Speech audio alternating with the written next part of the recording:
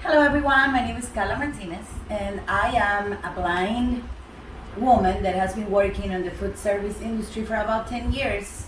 But more than anything, I really have a passion for cooking and I love to cook. And the concept of this is if I'm blind and I can't see a lot, then anybody that has a passion or a need that you're really hungry, you don't want to keep eating fast food. This is really easy and simple. I want to let you know that I'm not a certified trainer.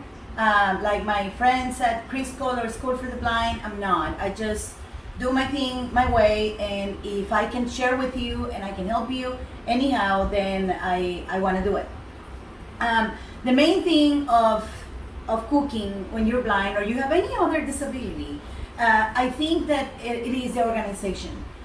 You want to get you a bunch of little bowls and big bowls and medium bowls, and before you start cooking you want to have all your ingredients already measured and ready. In my case, I can still see a little color, so I have these little measured like cups, and also I have these for spoons and tablespoons. They have different colors, so that helped me. I want to say that you could braille and mark them, but I do not know if those little dots might fall when you're cooking and it gets hot or something, and then you might have an issue with that. So I really don't want to say. If you want to do it, it's new. I just learn it or try to learn it, and if I don't remember, I use my magnifier before and I can read it. But it's good to have it. And let's start. Today we're gonna make some cookies. This is an easy recipe. These cookies are, let's say, kind of healthy because most of the dough is gonna be made by oatmeal. We're gonna have some sugar, not as much as other cookies. We're also gonna have a little bit of flour, and we're gonna have some fruits and nuts. This is on you. You can make it with chocolate chips and almonds. In this case today, we're gonna make them with the original recipe says, with cranberries and pecans, which I can bet you, they're so good. So let's start. Let's not talk too much, even though I always talk too much. And let's start. You wanna have one of these butter sticks. Leave it out for about 2 hours. And then once you can squish it with your fingers a little bit, that means that it's ready. And then you can just put it in your bowl. And then we're gonna have 1 egg. When you feel it, it has to be warm. You know, when you get it out of the fridge, it's gonna be nice and cold. Leave it for about 2 hours. It's not gonna go bad, no worries. Unless you leave it for more than 4 hours, then it is gonna be bad. Oops, see, that's what happens. That's why you always need to have your cans really, really, really clean. Just remember, when you're cooking for a restaurant or a business, if I'm doing this, you have to be wearing gloves, okay? Now, when you're cooking for yourself at home, and if you wash your hands and you know it's for you, you're not gonna sell it, then you can do it without gloves. And I know what you're gonna say, I understand, and I know it, and I live it. Cooking with gloves when you're blind is really awful because you cannot feel the textures and stuff like that. So I just want to say, if we were doing this for a business and to sell, we would have gloves on. No matter how awful that might be when you're blind, we would have gloves. When you're doing it for you, then you're on your own. That's fine. You can have it. Now, what we want to do with these, and I want to tell you, you can use a fork. Whoops, thank you. Whoops.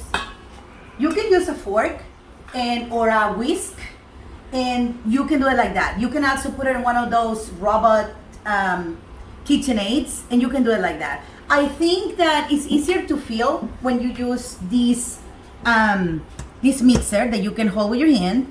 And what I'm gonna do is I'm gonna stop the video so I can mix it, and then I'm gonna show you how it looks and tell you how the texture, how you're gonna feel the texture. So that helps you. I don't wanna make you deaf with all these noise, okay? Okay, we'll be back in a few minutes. Okay, so we are back, and what we did is we made the butter to become creamy, and it mixed with the egg. If you want to find a reference, then it pretty much it won't move. It stays what it is. And now what we're gonna do, next step, we're gonna use a regular whisk. So so I can show you. Now, just remember that all the ingredients are gonna be on the description box for you. And I'm not gonna put any other stuff, just the recipe, so you don't have to struggle, okay? Like, oh, I don't wanna read all these. Now, in this little bowl, I have 1 teaspoon of vanilla. Okay, no, I'm lying. The recipe calls for 1 teaspoon of vanilla. I love vanilla, so I put 2. That's gonna be on you. I'm gonna put what the recipe say, but remember, when you're cooking and it's your thing, then the sky is the limit. You're gonna do it your way. The recipe is just like a path that you can follow, but you can actually, change things. Also, what we have in here is it is 1 teaspoon of syrup. Okay, you can use honey, natural honey, or you can use syrup. What is this for? This is only because it's gonna give to your cookie, it's gonna feel more like moist, and that's the only thing it does. I like it. I tried both. To me, the flavor with the syrup is much better, but please, by all means, you try what you want and try it both ways, and then you decide, you know what, no, I like it with honey, or no, I like it more with syrup. Just the regular, I shouldn't probably say brands, but the regular pancake every morning syrup. And same thing, I wouldn't really add more than 1 teaspoon, because what's gonna happen is that it's gonna become extremely sweet. See, most of cookies that you have probably the same amount of sugar as they have of flour. This one doesn't. Well, kinda, but it also has the double of oatmeal. That's what makes this cookie not as bad as other type of cookies. Okay, so now this has been our wet ingredients, and the only thing that happens is you put your egg, your butter, your syrup or honey, and your vanilla. And once you have it all really well mixed, and if you cannot see at all, I'm gonna give you a rule of thumb. Mix it with your whisk for about 1.5 minutes or 2. And if you wanna be more safer, then move your bowl and kind of keep moving your whisk everywhere. And if you have whisked it for 1 minute or 2, you are done. You don't have to worry about anything. You know what I mean? And so now we're going to leave this guy in here for now, because now we're gonna work on our dry ingredients, okay? And we have 1.5 cups of oatmeal. Just remember, this cannot be the instant oatmeal. It has to be plain old regular or raw oatmeal. And this is 1.5 cups. Now we have also half of that, which is 3/4 of cup of flour, and that's the regular flour. Now, if I don't know, and I don't want to lie, I don't know what would happen if you add almond flour. That's probably one for a future video that we try it. I try it before I make the video and see how it works. You know that some flours gel different. Sometimes almond or coconut could be different, so we might have to put more or less. And so we're gonna try that for people that are gluten intolerant and see if we can make this happen with that. So we're just gonna mix this, and to this we are going to add these 3 guys. These are very important. This is 1 itty bitty half a teaspoon of cinnamon. Then we have 1/4 of teaspoon of salt and 1 whole teaspoon of baking powder. It can be any brand you want, it does not matter. Now you're gonna probably say, well, why do you put salt on cookies? How does that make any sense? What happens is salt actually is gonna make that all the flavors taste much better. It's gonna maximize the future of every single ingredient that you have in the cookie. That's the reason, you cannot put a lot of it. You cannot put a tablespoon or more, because then it's gonna be salty. This is so little, and the portion is so little that all it's gonna do is it's gonna enhance the flavors, without making it salty. Okay, so now we have that. Now let's add our sugar. So these cookies have a quarter of a cup of your regular granulated white sugar, regular one. Only a quarter of a cup, okay? And here's the trick, here's the secret. The other half a cup has to be brown sugar. Why? Because the brown sugar is what is gonna make the cookies be so, I'm sorry, that was annoying. It's gonna make the cookies being so nice and soft. They're gonna melt in your mouth. And you're still adding the same amount of sweet, right? It's the same 3/4 of a cup of sugar that the recipe has, but if you add the brown sugar, it's just going to be more of a soft cookie. And I'm gonna say this: if you are the type of person that likes the cookies to be super crunchy, you can change it. You can put half a cup of the granulated sugar and only a quarter of cup of the brown sugar. So, and that's the reason why I explained to you what the ingredients do or why we're doing this, is because I want you to say, oh, you know what? No, I don't like sweet cookies. Oh no, I'm just gonna use more of the white sugar so they're a little crunchier. And you can just play with the ingredients and make it your way, right? So now these are all our dry ingredients. And so what we're gonna do is that we are going to grab all our dry stuff and let's pour some, not everything, just pour a little bit, and then get your whisk and start mixing. Why? If you throw it all, yeah, you're gonna mix it, but it's gonna start becoming really messy with a bunch of little pieces that have a lot of dry and pieces that don't have a lot. So now you mix it for a little bit, 20 seconds or so, and then you grab a little bit more. If you wanna get your cup measurement device thingy, then you can actually get a cup, mix it, get a cup, mix it, get a cup, mix it. That's, if you want to be like super mega organized like that, you can do that. So now let's do, I think we can do the last. It's not a lot. So let's just do it all. Yoo-hoo. Yeah, it was a lot, guys.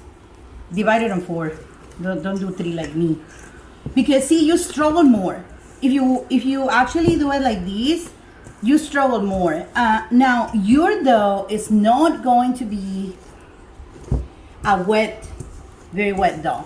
This is gonna be messy, and as I said, hands clean, wear gloves. If you have some, you don't want to touch those textures, then wear gloves because you are gonna need your hands here. You're gonna be mixing this guy for a few minutes, and after this we're gonna add our nuts and our fruits, dry fruits. So I'm gonna come back when I have all these very well mixed, but I'm just gonna do it with my whisk and probably with my hands, and I'll show you how it looks when it's done. We'll be back. Hello, so we are back. So it ended up being easier to mix these wet with dry ingredients with a fork. But as I said, and then I have to go with my hand.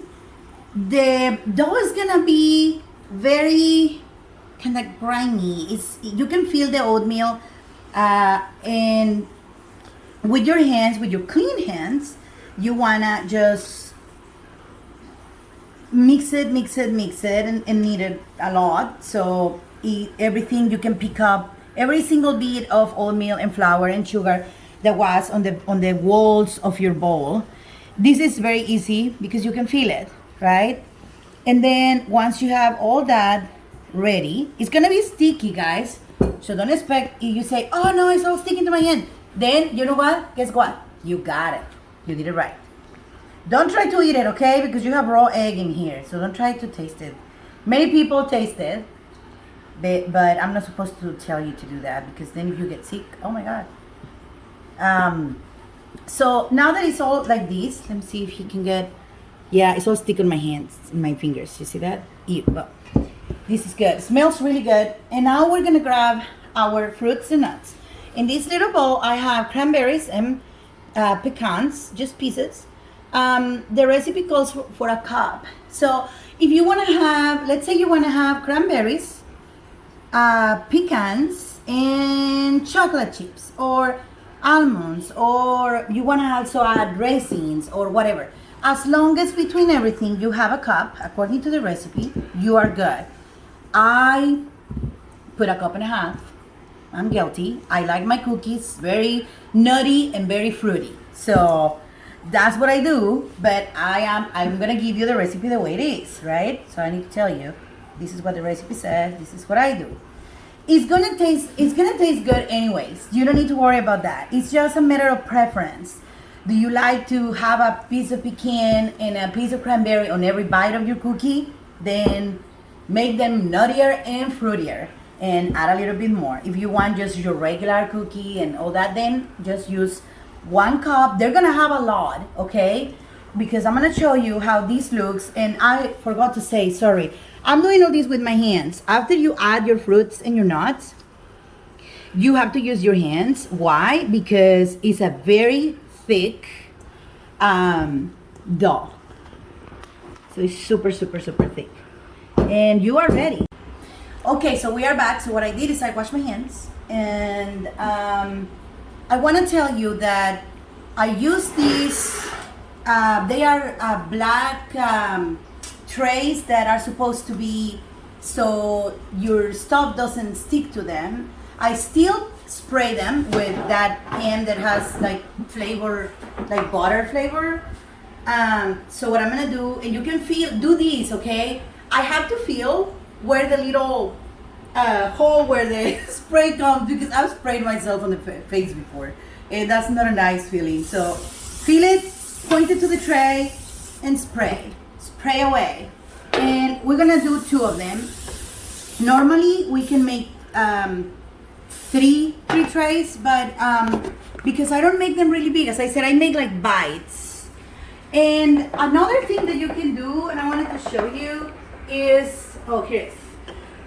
You can also use, if you don't like the spray, the flavor, whatever spray, you can use olive oil with a napkin, just, put it on your tray. Or there is also this guy that is called parchment paper.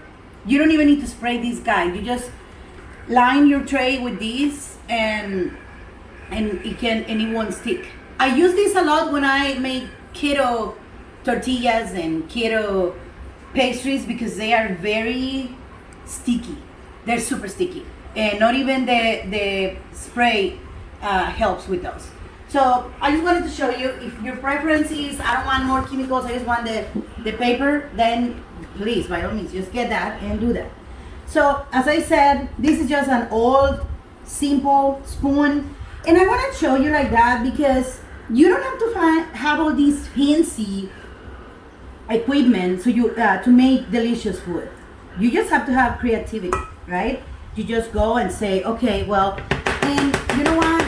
As I said, you can make it really nice and pretty, or you can make it just like me. I can't really see how they look anyway, so I really don't care. As long as they taste nice and everybody loves them and eats them, then I am a happy camper.